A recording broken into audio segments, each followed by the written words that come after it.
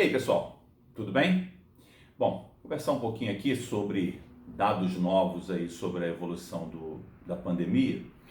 Vocês talvez tenham assistido um vídeo que eu fiz há coisa de um mês e pouquinho sobre a interiorização do coronavírus no território brasileiro, no espaço geográfico brasileiro.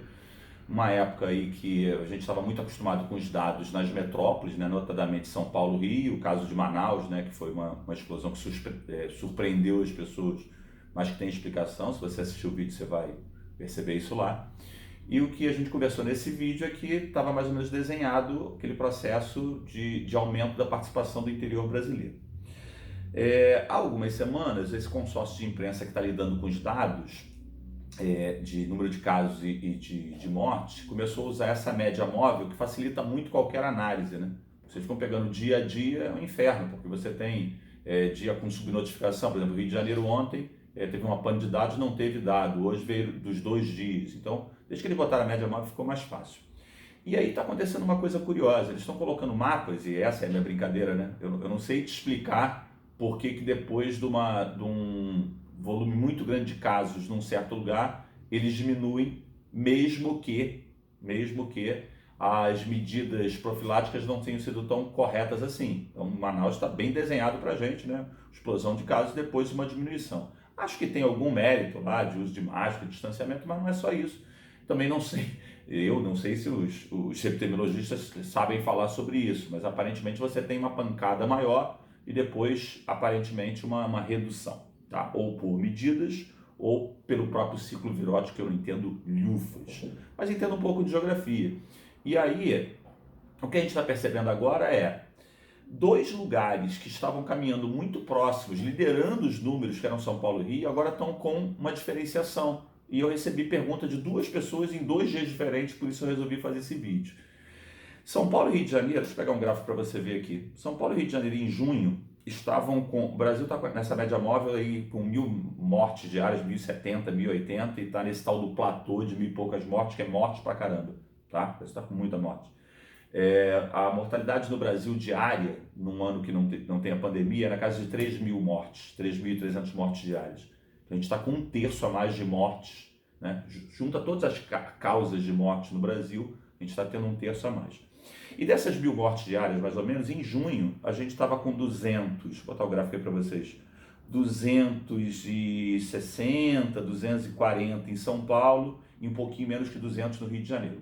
Terrível para o Rio de Janeiro, né? Porque a população do estado de São Paulo é de 45 milhões de pessoas, do Rio 17. Mas o fato é, São Paulo liderando, o Rio nunca assumiu a liderança, essa triste liderança, mas ficou muito perto, ou seja, com proporcionalmente mais casos em relação à população.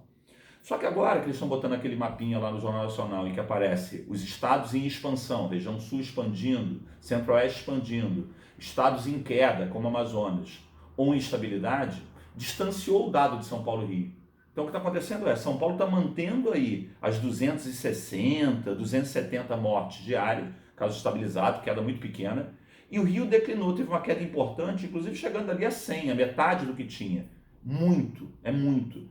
São Paulo com 200 mortes, 260 e o Rio com 100, lembra que a população de São Paulo é mais que o dobro da população do Rio de Janeiro.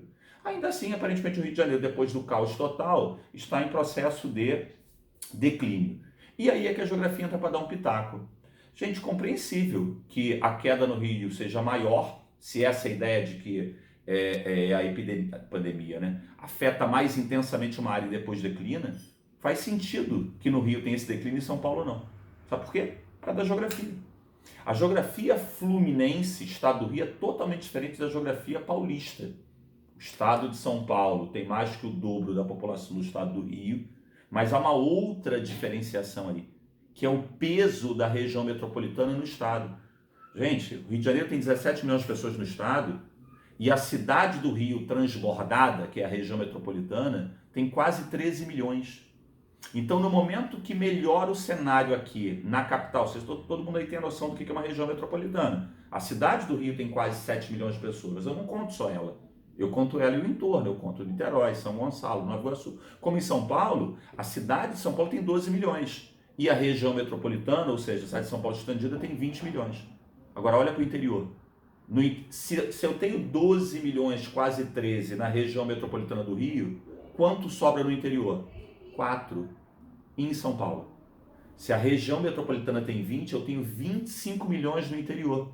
Então o que está acontecendo agora em São Paulo é a interiorização dessa doença e o número de casos, de mortes e tal fica igual porque o interior é mais dinâmico.